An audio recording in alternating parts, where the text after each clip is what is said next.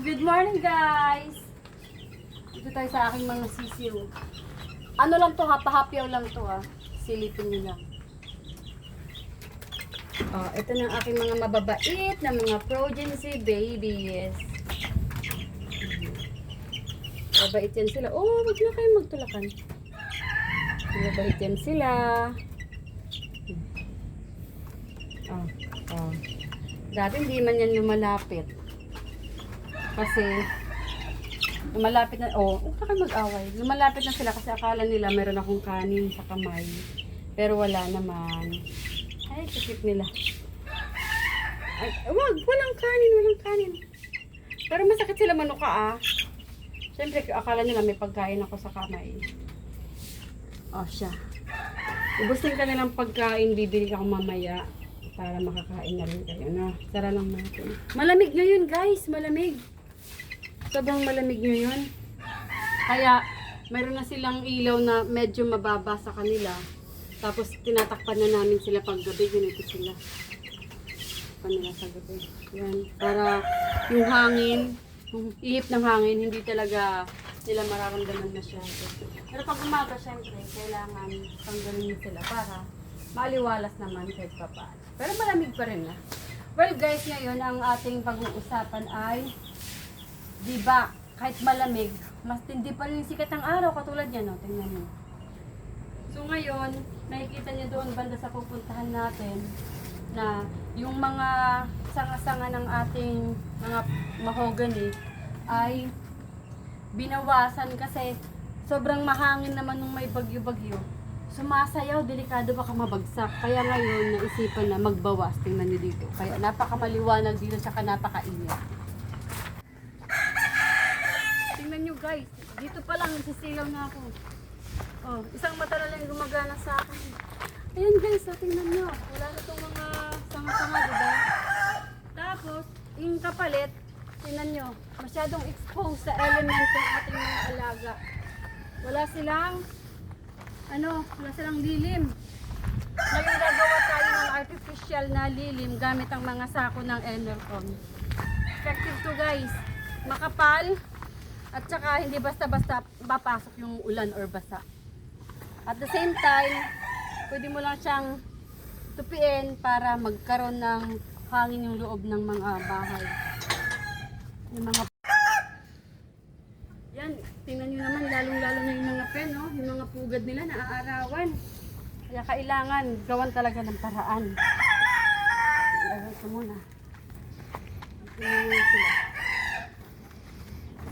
Ito tingnan gamitin natin.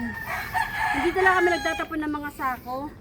Kasi, siyempre, pag mga kailangan na. At saka sayang, matibay ito, matibay. So, ang gagawin ko lang naman is mag-clip lang naman ako nito. Tingnan nyo si Buttercup, Si Buttercup, mayroon siyang pinakataguan dito silong, pero kulang pa rin. Yung pugad niya naka-expose. Tatakpan natin siya dito. Yan. Tingnan niyo yung difference. Liwanag, di ba? Ayan, maliwanag na maliwanag. Ngayon, gamit tayo nito. Ayan. Mayroon na siyang takip.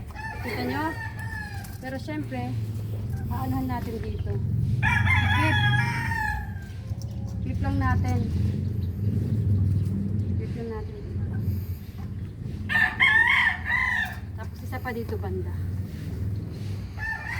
Init. Clip lang natin to ng maayos. Para ganar. Hindi na siguro siya malalaglag. Para at least kahit papano, well ventilated pa rin yung kanyang pugad. Tapos, next naman, sobrang init. Bakit pare-parehas na sila lalagyan natin guys. Basta kikit lang natin na maigi. Tapos syempre, check nyo na rin from time to time kasi baka sobrang hangin. Katulad yan ng mahangin. Maaga pa lang yan, init na. Tapos dito sa tabi, i-gorilla clip na lang. Para hindi lang siya nahahangin. O, diba? Hindi. Ngayon tingnan niyo naman, malilim na dito, naman, ito pala, paligtaan natin lagyan. Nandiyan pa man din sila, Agent Orange. May itlog na yan sila. Ito yung, ano, yung inahin galing sa bundok. Yung apo to ni Malagandang, yung inahin doon. Apo ni Malagandang. Ganda ng kulay niya. Lipat lang natin to. Huwag tayo magtatapon ng mga kung anong pwede nating ipang ano sa kanila. Pansakit.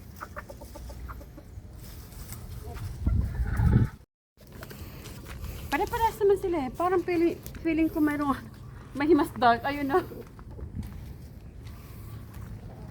Si Agent Orange at saka si yung ano, yung dalagang bukid. Oh, dalagang bukid.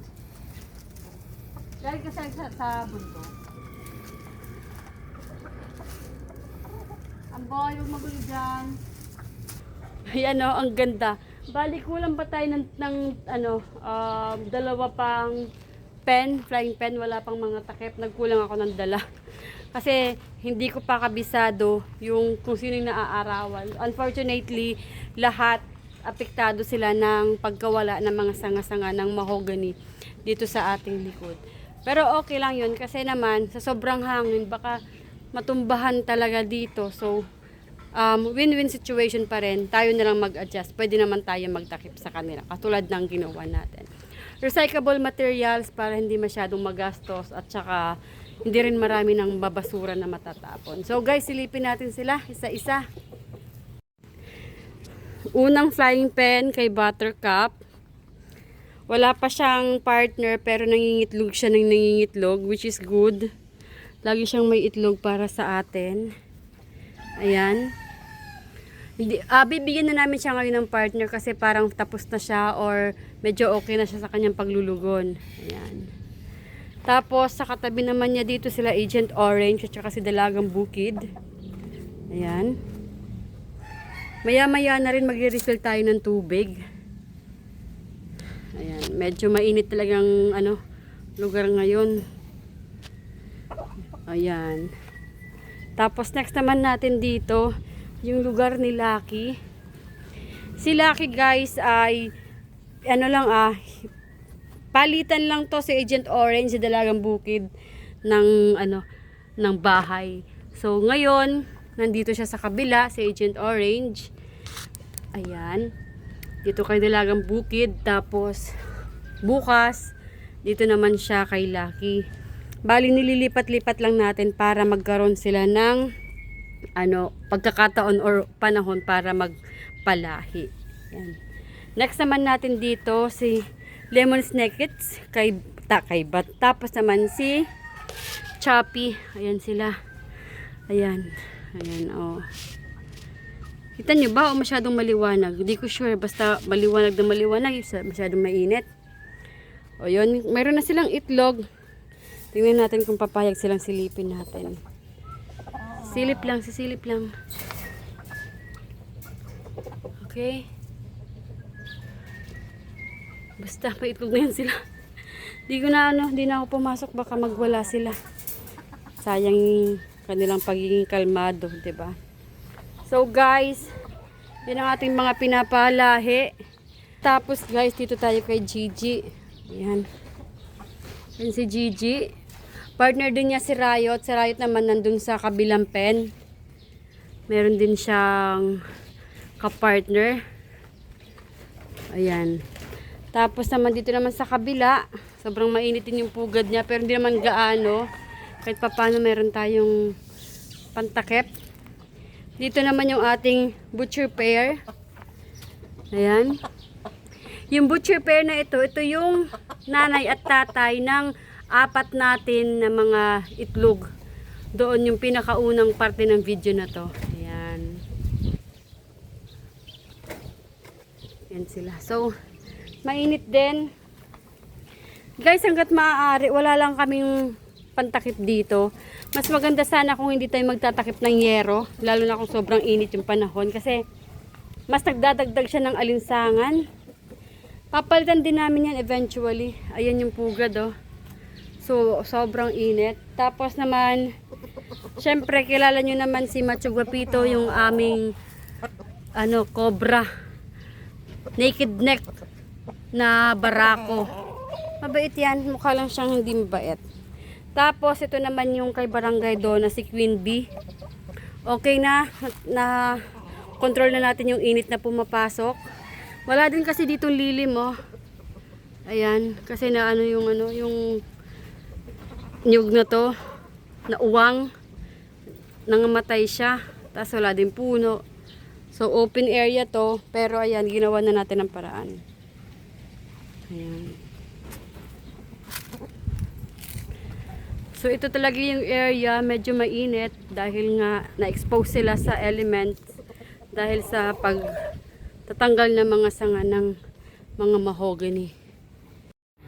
So yan guys, yan ang ating mga reusable materials na ginawa natin pananggalang sa hangin or sa matinding araw katulad ngayon.